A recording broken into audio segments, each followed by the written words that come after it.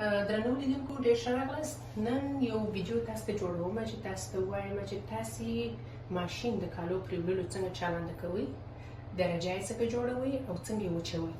نو اول به راسو دغه خواته د ماشین، درسته ده؟ ګوري په دې ځای کې کیژول نشته دی، یعنې د کور کالي څنګه پرېولي. نارمل په معنا دا چې نورماله کالي څنګه پرېولي. heavy duty یعنې د ژمي کالي څنګه پرېولي.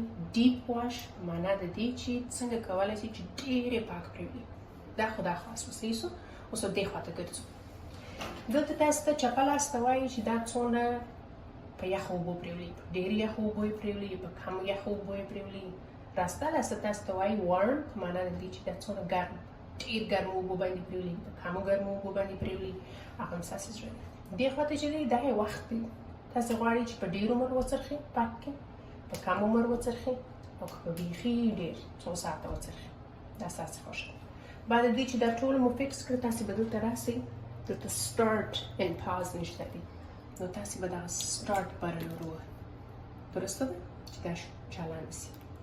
خدای دې وکړي چې دا ستاسې په درد خوړلی اوس زه به دا ژر مړ کړم.